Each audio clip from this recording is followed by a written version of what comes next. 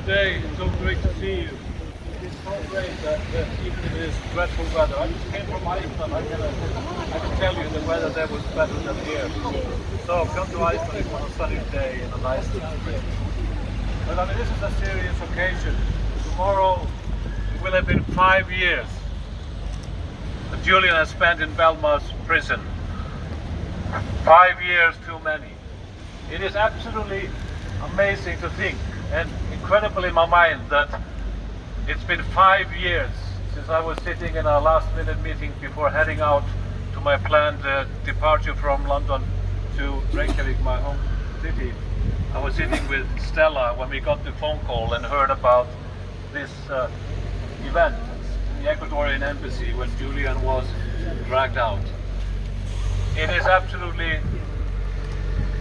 horrible to think back to that day, and that the Ecuadorians would take this unprecedented step to allow the police into their sovereign grounds, into the embassy to arrest Julian there, after even giving him citizenship, after having promised him asylum. I cannot fathom anything more shameful than that. It goes against any grade of what you expect from people. It is so shameful that I do not have strong enough words to express my disdain for that. But this is also something that was setting the scene for future happenings.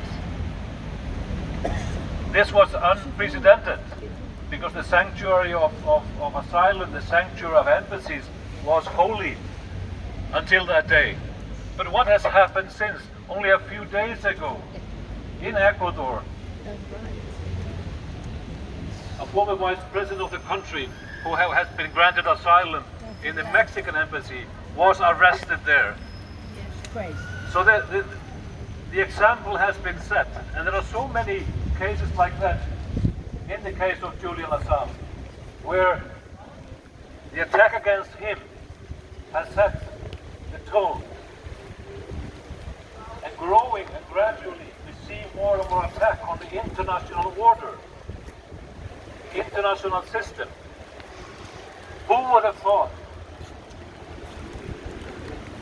that the greatest nations in our surrounding would totally disregard the findings of the United Nations, both the Working Group on Armed Detention, a very important human rights body that had been responsible for freeing political dissidents who were in trouble in countries that we call less democratic than our own.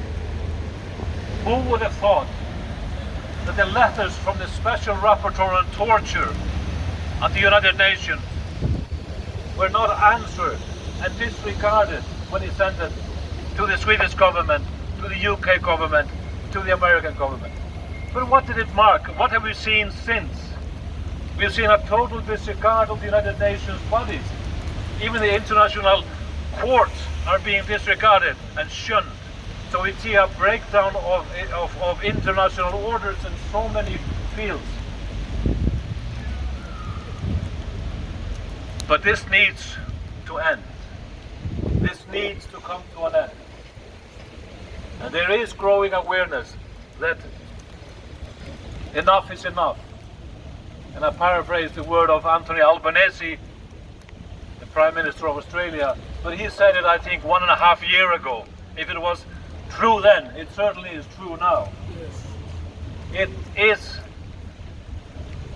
a case, a persecution against an individual that should never have been started. Never had been started.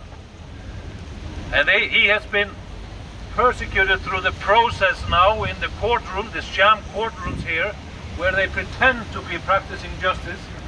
But because of the resistance from Julian's lawyers,